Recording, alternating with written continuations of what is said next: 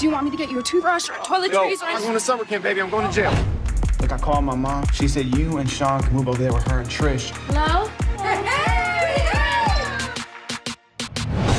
Let me remind you, you don't know these people. Stick with me and I'll guide you. I know something I'm not allowed to feel. Welcome to the ordeal.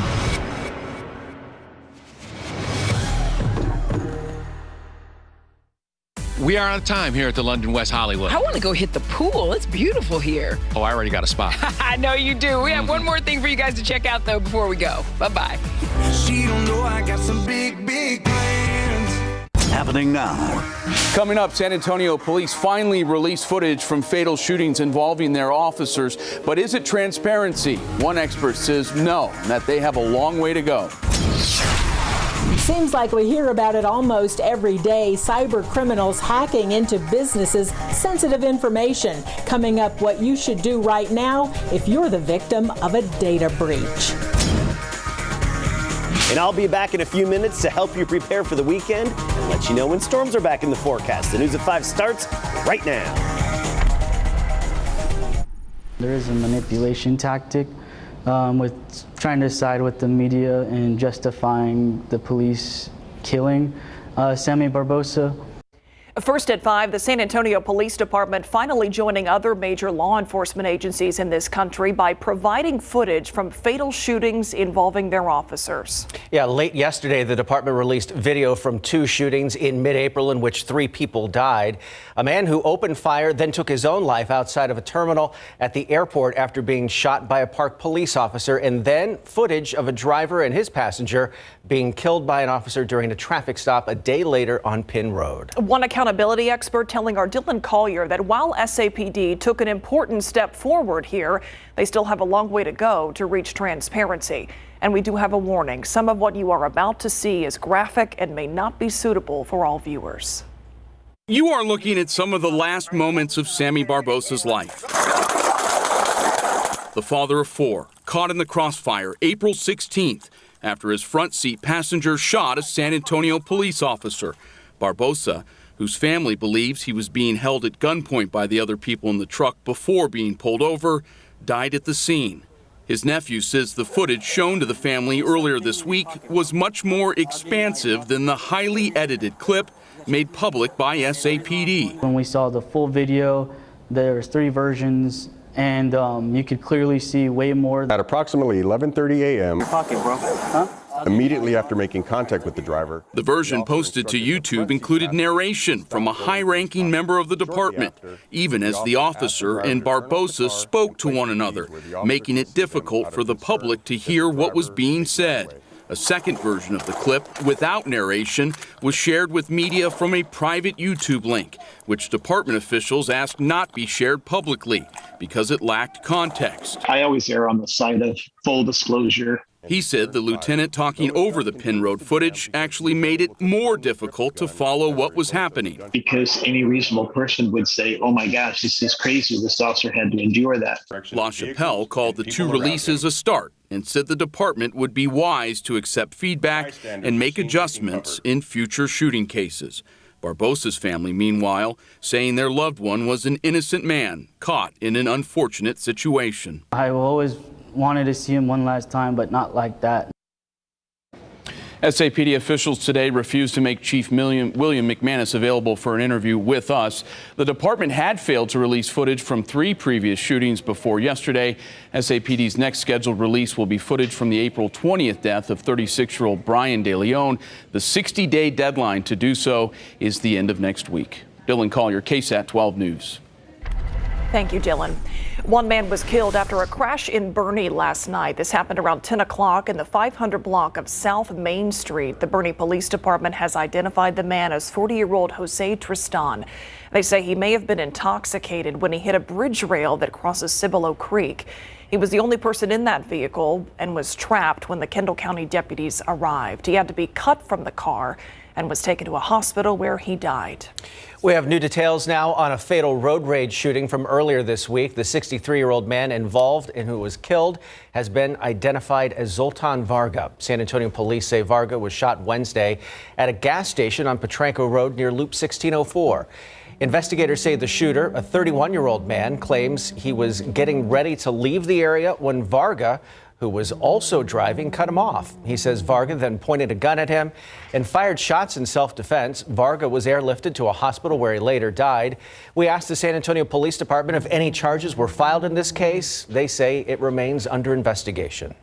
We are still working to learn the name of a woman killed in a crash overnight. San Antonio police say the woman was hit by a driver along the I-10 access road near De Zavala on the northwest side. They say the driver was heading home from work when the woman stepped into the road. The driver did not see that woman until it was too late. She died there at the scene. That driver will not be facing any charges. Crime Stoppers needs your help solving a man's murder. 60-year-old Davis Gilbert was fatally shot in the 200 block of Nelson Avenue last week. That's near North New Braunfels Avenue, not far from Poe Middle School. This happened June 4th. SAPD says that Davis, who was both deaf and unable to speak, was parked in a driveway when the silver Hyundai Elantra drove by and someone inside fired multiple gunshots, hitting Gilbert. He died at a hospital. If you have any information, call Crime Stoppers at 210-224-STOP. San Antonio police are still looking for the suspect involved in an early morning shooting that sent a 29-year-old man to the hospital. This was the scene around 5 o'clock this morning. It happened at a home in the 5400 block of Middlefield Road near Medina Base Road over on the southwest side. Police say two women were fighting inside and then things escalated. One woman's boyfriend was pulled out a gun and shot the other man in the left arm. They say they have a pretty good idea who they're looking for. We're told the shooter is a 25-year-old man who ran from the scene. The victim underwent surgery at University Hospital and is expected to recover from his injuries. COVID-19 vaccination rates are falling across the country. That means vaccines are going unused. And earlier this week, Johnson & Johnson was up against a tight timeline to extend its vaccine shelf life before thousands of doses expired. With new approval from the FDA, here's what the company has come up with. In a new move, the U.S. Food and Drug Administration has extended the shelf life of the Johnson & Johnson COVID-19 vaccine. By expanding the viability from 3 months to 4.5 months, doses that were set to expire will still be considered usable, potentially saving millions of doses. Former FDA Commissioner and current Johnson & Johnson board member Dr. Mark McClellan says it's possible that their vaccine could last even longer. We don't really know how long these vaccines can last on the shelf. The J&J vaccine is one that you can refrigerate for a long time, but as part of this emergency, we weren't able to take the time to see just how long they could last. So those studies are ongoing now. The J&J vaccine is popular due to its single-dose regimen and because it can be kept at normal refrigeration temperature. The CEO of Johnson & Johnson says they are trying to get approval to be able to move unused vaccines to other states or even other countries that could use them so they don't go to waste. Last month's historic walkout by Texas Democrats derailing a voter suppression bill will be front and center at the White House next week. State Representative Trey Martinez-Fisher of San Antonio will be among those meeting with Vice President Kamala Harris. The eyes of the nation have been on Texas for quite some time. And I think I'm honored to stand with Vice President Harris and the Biden administration to go to Washington and say my piece and do what I can to help leverage a national response when it comes to voting rights in America. Their walkout was to stop what Fisher says is the most discriminatory voter suppression bill in the country. He says having a national voting rights bill would help stop many other states from joining Texas, Florida, Georgia, and now Arizona from passing similar legislation. Starting to feel the heat out there a bit more today. Del Rio right now in Warren's backyard at 99. We're 90 in Lake Yanaleon Springs. Santa Maria up to 94, looking and feeling like June outside. Even New Braunfels, Michael's backyard at 94 degrees. This evening, pretty quiet out there. Warm, muggy temperatures slowly falling through the 80s. So it's going to be a warm evening. You'll notice that humidity and clear for the most part. By the way, if you're headed to the beaches, this is on the Gulf side. I'll have your bay forecast in a bit. Overall, sunny, mid 80s. The thing is, on Saturday, a bit breezy. That'll give you waves of about 3 to 4 feet. Sunday, a little bit calmer out there, not as breezy, southeast 5 to 10, and so waves of about 2 to 3 feet. We'll be back with that bay forecast, talk about the weekend, how much hotter it's going to get, and when storm chances return coming up. Tim? Thank you, Adam. Another weekend of dry weather means road construction can move forward uninterrupted. But how will traffic be moving forward is the question, right? Our Samuel King joins us now with a look at some major projects out there. Samuel. Well, Myra and Tim, one new closure this weekend is in eastern Bexar County. There is a full closure of I-10 between Weichelt and FM 1516 for bridge work. And if we walk over here to the wall, we can show you that a little bit closer here on our map. So these westbound lanes are going to be closed, and also some eastbound lane closures too. So watch out for that. Again, beginning at 5 tomorrow morning, running through 9 on Sunday. Otherwise, other projects continue, like Loop 410 on the west side of San Antonio at State Highway 151. Main lane closures still possible between West Military and Marbach overnight through Monday. Overnight's there. And there will also be lane closures close by on SH 151 between Loop 410 and West Military, about a mile stretch there. So Loop 1604 as well on the north side. We'll also see some lane closures tomorrow between Stone Oak and US 281 through Sunday morning for bridge work.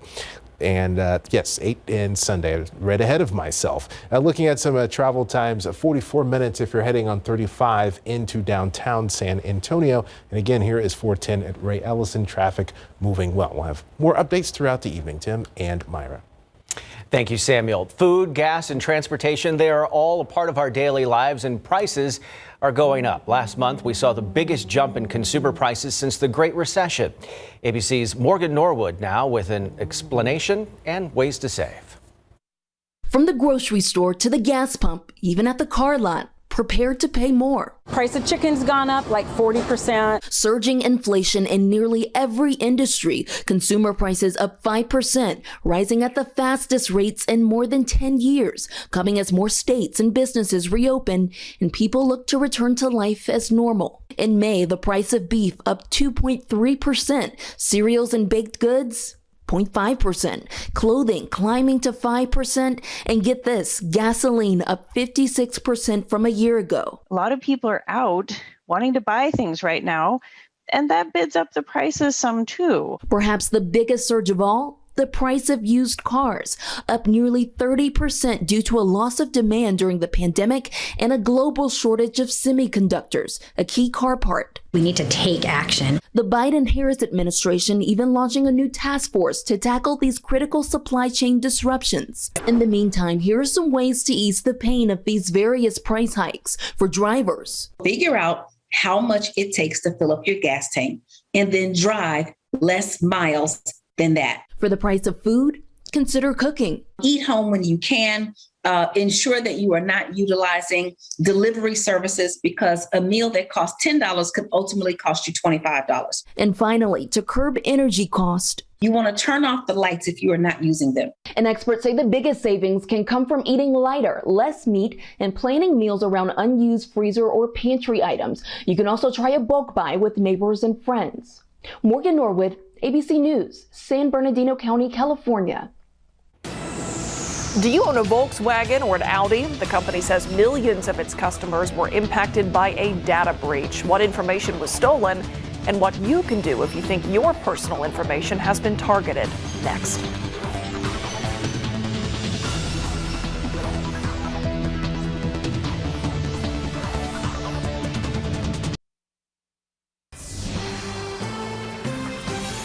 Automaker Volkswagen is the latest company hit by a data breach. More than 3 million customers had their data stolen after a third-party vendor that Volkswagen uses was hacked. The breach includes sensitive information like vehicle identification numbers, driver's license numbers, and social security numbers. Volkswagen says the majority of customers affected were of its luxury brand, Audi. From the big gas pipeline hack to small businesses, it seems there is a data breach almost daily. So what if you think your personal information is in the wrong hands? 12 on your side's Marilyn Moritz on what to do now.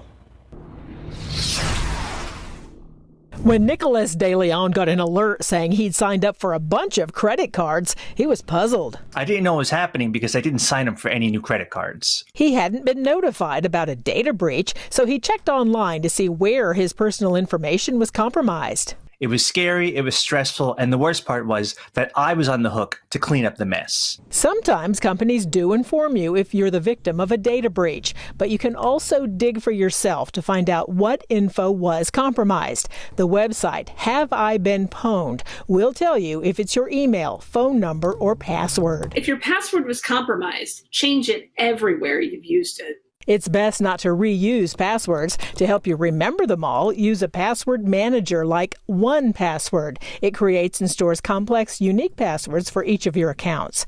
Cyber criminals use your personal info to try to log into your accounts. So use multi-factor authentication, which requires a second form of ID to log in. Often it's a code sent to your phone, but we recommend using a form that's more secure than that. Like the Google Authenticator app or a hardware security key such as YubiKey. If your social security number or financial information was part of a data breach, Consumer Reports suggests freezing your credit. You can do that by going to each of the 3 major credit bureaus. Keep in mind you will have to thaw your credit report if you apply for any type of loan. Marilyn Moritz, KSAT 12 News.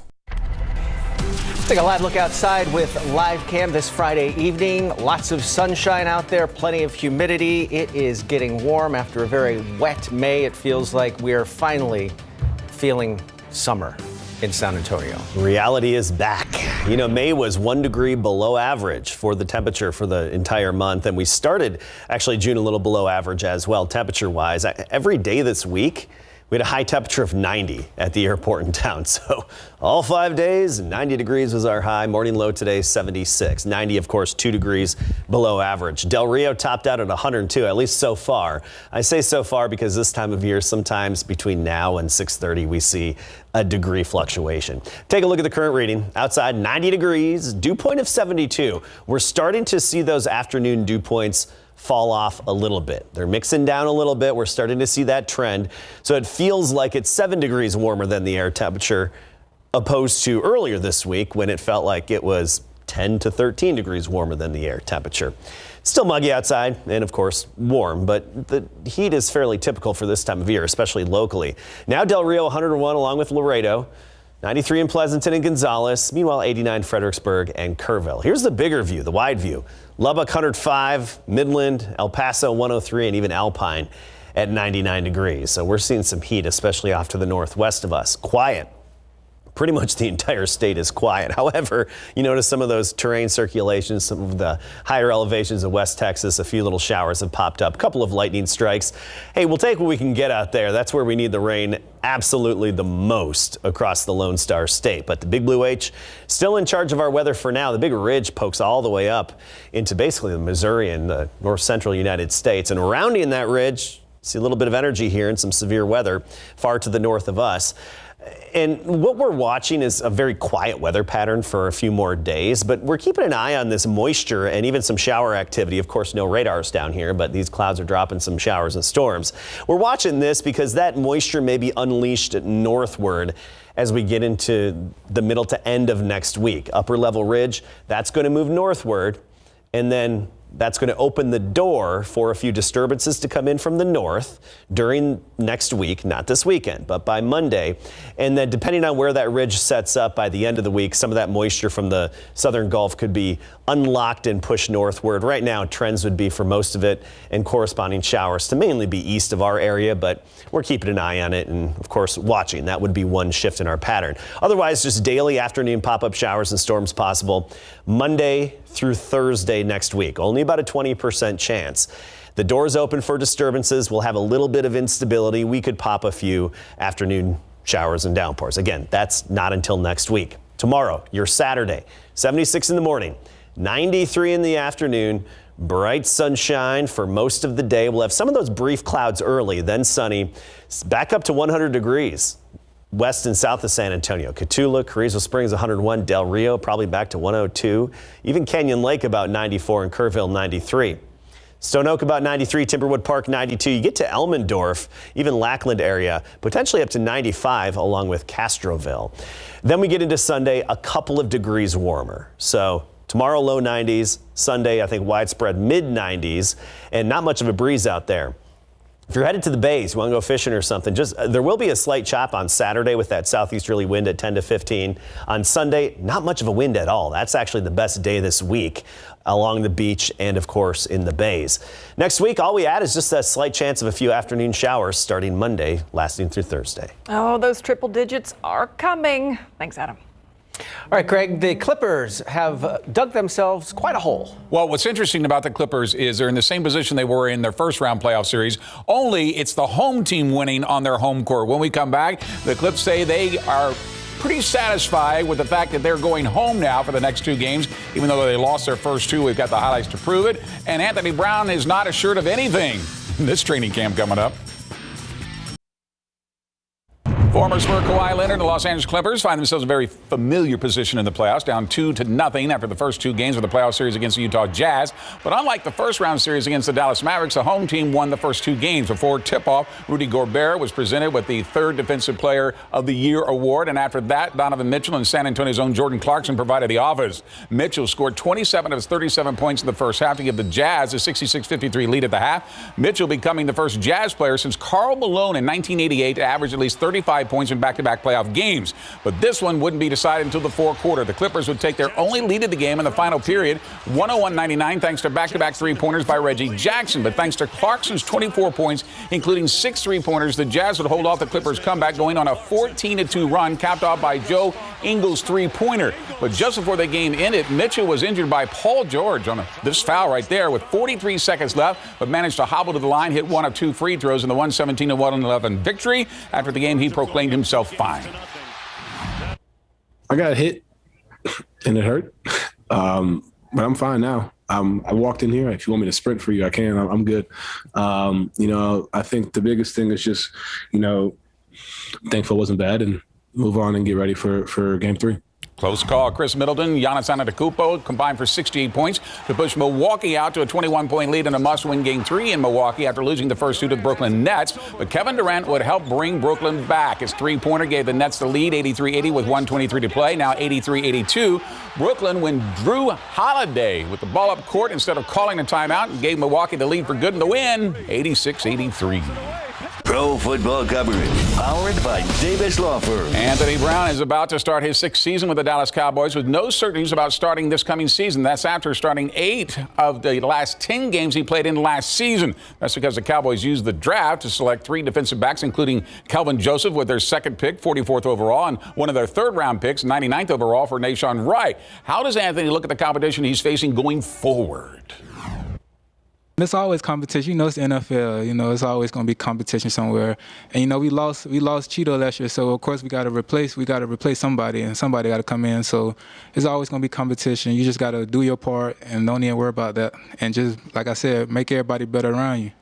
Because at the end of the day, if we win, everybody win.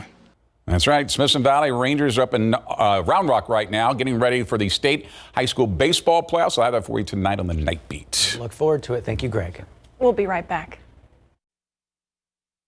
Good weekend for the pool or head to the beach. Find a splash pad. Will be low 90s tomorrow, mid 90s on Sunday. At least a bit of a breeze Saturday, but you won't notice it on Sunday. Next week, minor changes, slight chance of showers.